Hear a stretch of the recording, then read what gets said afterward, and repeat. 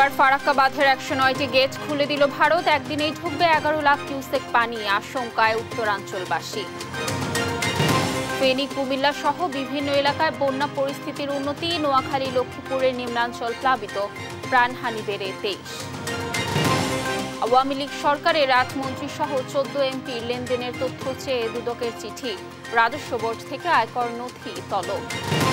এবং সচিবালয়ে নাশকতার অভিযোগে শতাধিক আনসারের নাম উল্লেখ সহ 4000 জনের বিরুদ্ধে মামলা, কারাগারে 375 জন। দর্শক, সংবাদ রাতে দেখছিলেন একেএস টিএমটি বার সংবাদ শিরোনাম। পুরো সংবাদ জুড়ে আপনাদের সাথে থাকবো আমি কানিস লাবণী। দর্শক, এবার চলে যাচ্ছে বিস্তারিত সংবাদে। বাংলাদেশে চলমান ভয়াবহ বন্যার মধ্যেই ফারাক্কা ব্যারেজের 109টি গেট খুলে দিয়েছে ভারত। সোমবার বিকেলে এসব গেট খুলে দেয়া হয়। এতে একদিনেই বাংলাদেশে ঢুকবে 11 লাখ কিউসেক পানি। বাঁধ খুলে দেয়ায় বন্যার আশঙ্কা তৈরি হয়েছে পশ্চিমবঙ্গের মুর্শিদাবাদ সহ বাংলাদেশেও। ভারতের বিহার ও ঝাড়খণ্ডে বন্যার জেরে এই সিদ্ধান্ত জানিয়ে বন্যা পরিস্থিতি ও পাহাড়ি ঢলের বিষয়ে আগে থেকে বাংলাদেশকে তথ্য দিয়েছে বলে দাবি করেছে ভারত। সোমবার ব্যারেজ কর্তৃপক্ষ জানান, প্রতিবেশী দুই রাজ্যে বন্যার জেরে পানির চাপ বেড়েছে, তবে স্বস্তির বিষয় এখনো নেপাল থেকে পাহাড়ি ঢল নামেনি। ফারাক্কা ব্যারেজ এলাকায় পানি বিপদসীমার 77.34 মিটার উপর দিয়ে বইতে থাকায় বাধ্য হয়ে গেট খুলে দেয়া হয়। সেক্ষেত্রে ফিডার ক্যানেলেও পানির পরিমাণ বাড়ানো হয়েছে। ফারাক্কা ব্যারেজ কর্তৃপক্ষ বলছে, পানির চাপ বাড়ায় ব্যারেজের নিরাপত্তার স্বার্থেই ফিডার ক্যানেলে 40,000 কিউসেক ও ডাউনস্ট্রিমে 11 লাখ কিউসেক পানি ছাড়া হয়েছে।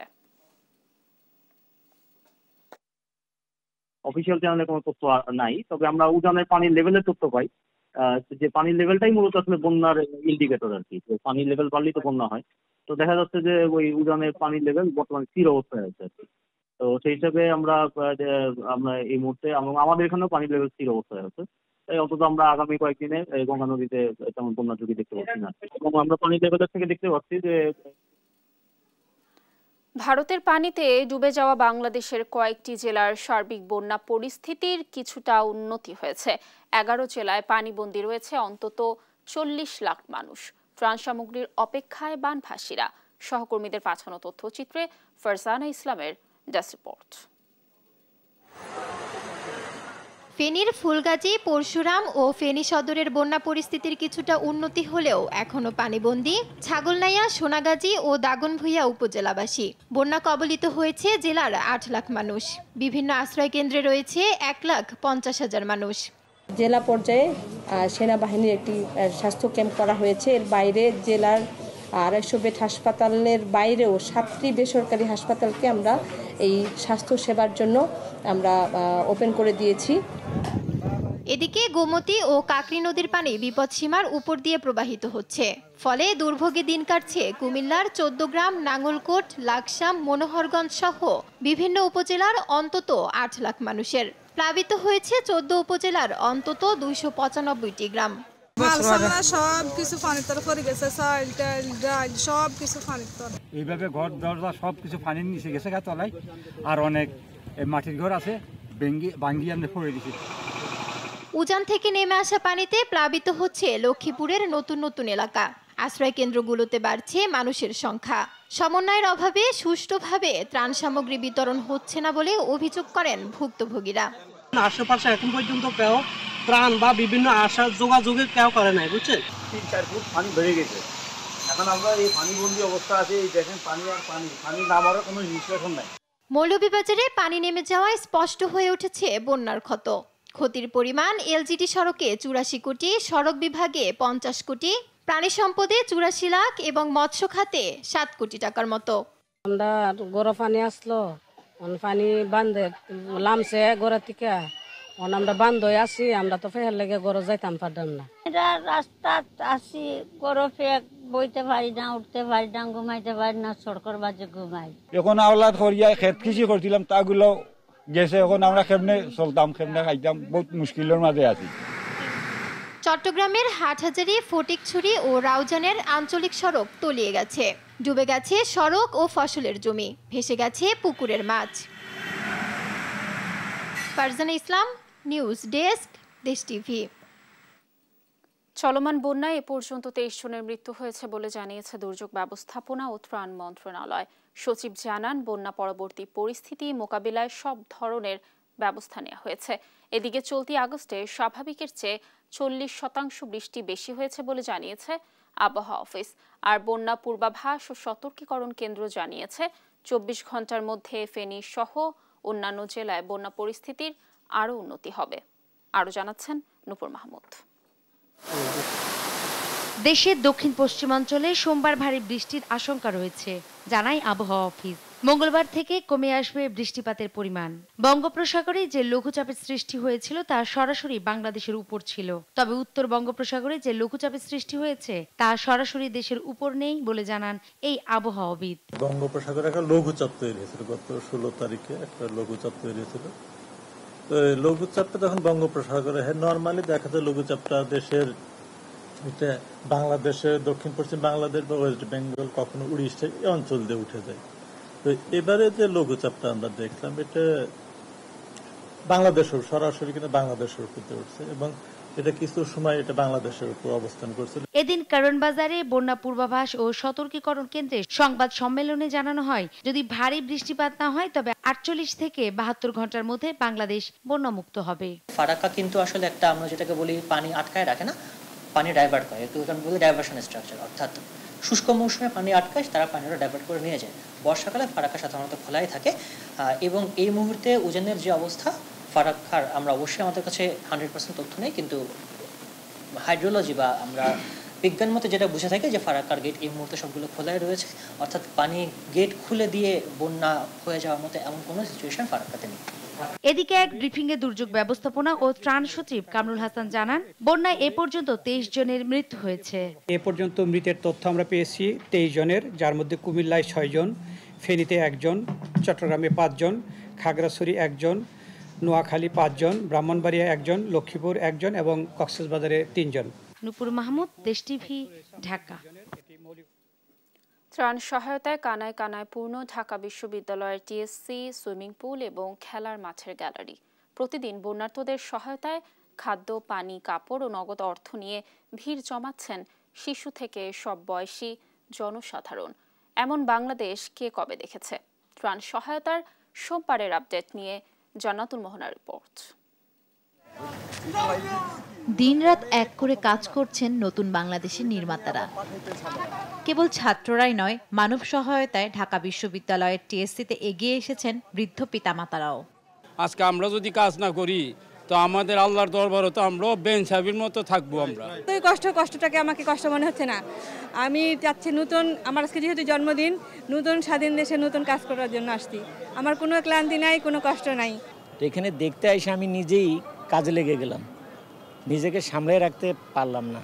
যে বিপুল পরিমাণ ত্রাণ সহায়তা টিএসসি, সুইমিং পুল ও খেলার মাঠে জড়ো হয়েছে তা ব্যবস্থাপনার জন্য স্বেচ্ছায় এসেছেন নগরবাসী। হাতে হাতে কাপড়ের সেট মেলানো থেকে প্যাকেজিং, সব কাজ শেষ হচ্ছে নিমিষেই।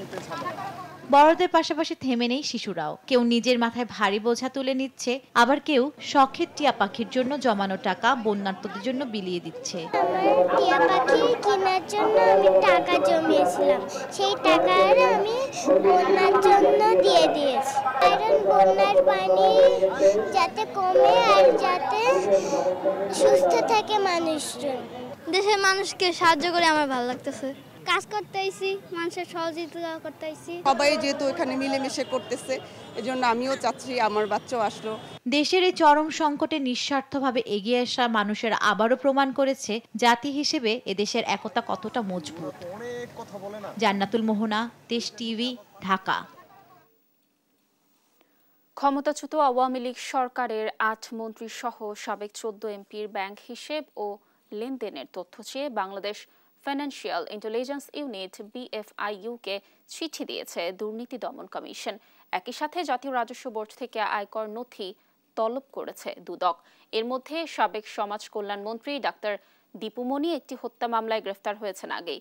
14 এমপির মানি লন্ডারিং এর সংক্রান্ত বিষয় ও মোট সম্পদের তদন্তে এই উদ্যোগ নিয়েছে দুর্নীতি দমন কমিশন। ফখরুল ইসলামের রিপোর্ট। গত ৫ আগস্ট ক্ষমতাচ্যুত আওয়ামী লীগ সরকারের সাবেক ৮ মন্ত্রীর সম্পদের হিসাব আয়কর নথি চেয়ে জাতীয় রাজস্ব বোর্ডকে চিঠি দিয়েছে দুর্নীতি দমন কমিশন। এছাড়া ৮ মন্ত্রীর বিদেশে টাকা পাচার সংক্রান্ত তথ্য জানতে চেয়ে বাংলাদেশ ফিনান্সিয়াল ইন্টেলিজেন্স ইউনিটকে চিঠি দেয় দুদক। সাবেক সমাজ কল্যাণ মন্ত্রী ডাক্তার দীপু মনি, সাবেক স্বাস্থ্যমন্ত্রী জাহিদ মালেক, সাবেক শিক্ষামন্ত্রী মহিবুল হাসান চৌধুরী নওফেল সহ ৮ জনের বিরুদ্ধে তদন্তে এমন উদ্যোগ নেয় দুর্নীতি দমন কমিশন।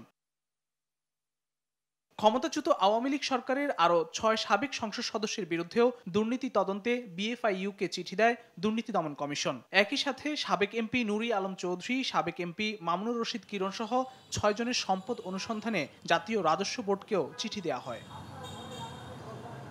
এর আগে ক্ষমতাচ্যুত আওয়ামী লীগ সরকারের সাবেক কয়েকজন সংসদ সদস্যের দুর্নীতি অনুসন্ধানে মাঠে নামে দুর্নীতি দমন কমিশন। ফখরুল ইসলাম, দেশ টিভি, ঢাকা। বেআইনি সমাবেশ ও পুলিশের কাছে বাধা দেওয়ার অভিযোগে রাজধানীর ৪ থানায় করা মামলায় ৩৭৫ জন আনসারকে কারাগারে পাঠানো হয়েছে। শুনানি শেষে এ আদেশ দেন ঢাকা মহানগর হাকিম আদালত। চাকরি স্থায়ী করার দাবিতে রোববার সকাল থেকে আন্দোলনে নামে আনসার সদস্যরা। সচিবালয় ঘেরাও করে ৭ উপদেষ্টা, ছাত্র আন্দোলনের ২ সমন্বয়ক সহ কর্মকর্তা কর্মচারীদের অবরুদ্ধ করে তারা। সমন্বয়কদের উদ্ধারে গেলে শিক্ষার্থীদের সঙ্গে আনসারদের সংঘর্ষ হয়। এতে সমন্বয়ক হাসনাত আব্দুল্লাহ সহ অন্তত ৩৫ শিক্ষার্থী আহত হয়। এই ঘটনায় রাজধানীর শাহবাগ, রমনা, পল্টন ও বিমানবন্দর থানায় আনসার সদস্যদের বিরুদ্ধে ৪টি মামলা করে পুলিশ। এইসব মামলায় শতাধিক নাম উল্লেখ করে অজ্ঞাত ৪,০০০-এর বেশি আনসার সদস্যকে আসামি করা হয়েছে। আসামিদের মধ্যে ৩৭৫ জন আনসার সদস্যকে ঢাকা চিফ মেট্রোপলিটন ম্যাজিস্ট্রেট আদালতে তোলা হয়। শুনানি শেষে তাদের কারাগারে পাঠানোর আদেশ দেন বিচারক। ভাঙচুর এবং আইন শৃঙ্খলা রক্ষাকারী বাহিনীর কাজে বাধা, গাড়ি ভাঙচুর এবং গুরুতর জখম ইত্যাদির কারণে পল্টন, রমনা, শাহবাগ এবং বিমানবন্দর এই ৪টি থানায় ৪২৬ জন আনসারের বিরুদ্ধে মামলা দায়ের করা হয়েছে। ৩৭৫ জনকে আদালতে উপস্থাপিত করা হয়। আসামিরা ন্যায় বিচার পাননি বলে অভিযোগ করেন তাদের আইনজীবীরা। বিজ্ঞ আদালত আমাদের সাবমিশন অত্যন্ত মনোযোগ ও ধৈর্য সহকারে শুনেছেন, কিন্তু তারপরও আমরা জামিন চেয়েছি, কোনো আসামিকে জামিন দেয় নাই। জামিন নামঞ্জুর করে সিডব্লিউ আমলে তাদেরকে সকলকে জেল হাজতে প্রেরণ করা হয়েছে। রোববার আনুমানিক ১০,০০০ আনসার সদস্য সচিবালয় ঘেরাও কর্মসূচিতে অংশ নেয়। মোহাম্মদ সাকিব, দেশ টিভি, ঢাকা। আনসার সদস্যদের আঘাতে গুরুতর আহত বৈষম্য বিরোধী ছাত্র আন্দোলনের অন্যতম সমন্বয়ক হাসনাত আব্দুল্লাহকে ঢাকা মেডিকেল থেকে সিএমএইচে নেওয়া হয়েছে। উন্নত চিকিৎসার জন্য এই সিদ্ধান্ত নেওয়া হয়েছে। এর আগে রোববার সচিবালয়ের সামনে অবস্থান নিয়ে বিক্ষোভ করতে থাকে আনসার সদস্যরা। অবরুদ্ধ করে রাখা হয় সচিবালয় কর্মকর্তাদের। অবরুদ্ধ ছিলেন হাসনাত আব্দুল্লাহ ও সার্জিস আলমও। এক পর্যায়ে তাদের উদ্ধারে ঢাকা বিশ্ববিদ্যালয় থেকে এক ঝাঁক শিক্ষার্থীরা রওনা হয় সচিবালয়ের দিকে। পরে ধাওয়া পাল্টা ধাওয়া শুরু হয় শিক্ষার্থী ও আনসারদের মধ্যে। পরিস্থিতি নিয়ন্ত্রণের চেষ্টা করে সেনাবাহিনী। পরে ছত্রভঙ্গ হয়ে যায় আনসাররা। এতে আহত হন বেশ কয়েকজন শিক্ষার্থী। গুরুতর আহত অবস্থায় হাসনাত আব্দুল্লাহকে ভর্তি করা হয় ঢাকা মেডিকেল কলেজ হাসপাতালে।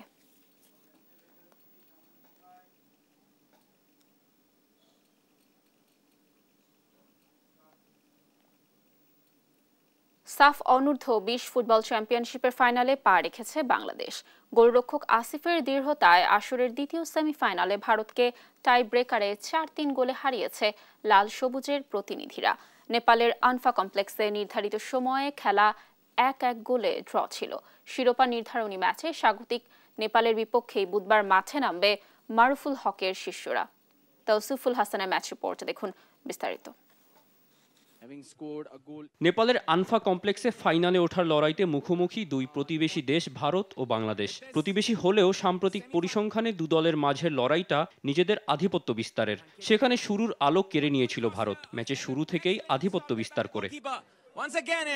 তবে মারুফুল হকের শিষ্যরাও পাল্টা আক্রমণে নিয়েছে খেলার নিয়ন্ত্রণ। ম্যাচের 36 মিনিটে ভারতের ডিফেন্ডারকে বোকা বানিয়ে ডি বক্সে ঢুকে পড়েন বাংলাদেশের জার্সি নাম্বার 7 রাহুল। ফার পোস্টে দারুণ শট ভারতের কিপারের হাত ছুঁয়ে চলে যায় আসাদুল মোল্লার পায়ে। দলকে লিড এনে দিতে কোনো ভুল করেননি রাইট উইঙ্গার আসাদুল। প্রথমার্ধে সেই এক গোলের লিড নিয়েই বিরতিতে যায়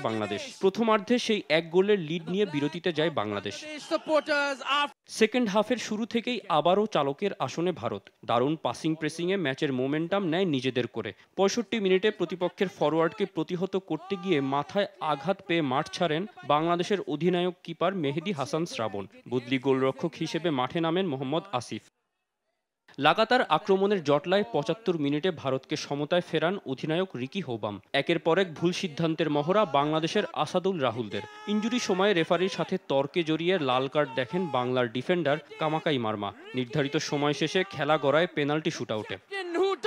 টাই ব্রেকারের শুরুতেই আলো ছড়ান আসিফ। থাংলাংসুনের শট ডান দিকে ঝাঁপিয়ে পড়ে আটকে দেন।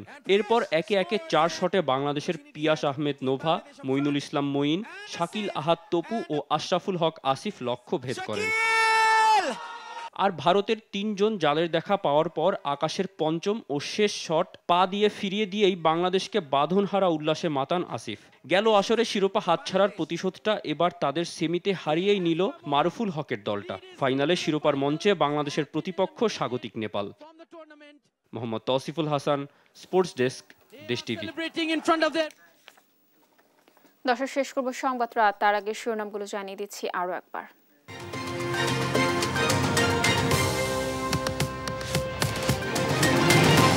এবার ফারাক্কা বাঁধের 109টি গেট খুলে দিল ভারত। একদিনেই ঢুকবে 11 লাখ কিউসেক পানি, আশঙ্কায় উত্তরাঞ্চলবাসী। ফেনী, কুমিল্লা সহ বিভিন্ন এলাকায় বন্যা পরিস্থিতির উন্নতি। নোয়াখালীর লক্ষ্মীপুরের নিম্নাঞ্চল প্লাবিত, প্রাণহানি বেড়ে 23। আওয়ামী লীগ সরকারের 8 মন্ত্রী সহ 14 এমপির লেনদেনের তথ্য চেয়ে দুদকের চিঠি, রাজস্ব বোর্ড থেকে আয়কর নথি তলব। এবং সচিবালয়ে নাশকতার অভিযোগে শতাধিক আনসারের নাম উল্লেখ সহ 4000 জনের বিরুদ্ধে মামলা, কারাগারে 375 জন। দর্শক, এই ছিল এখনকার সংবাদ রাত। পরে বুলেটিন দেখার আমন্ত্রণ রইল। সাথে থাকার জন্য ধন্যবাদ।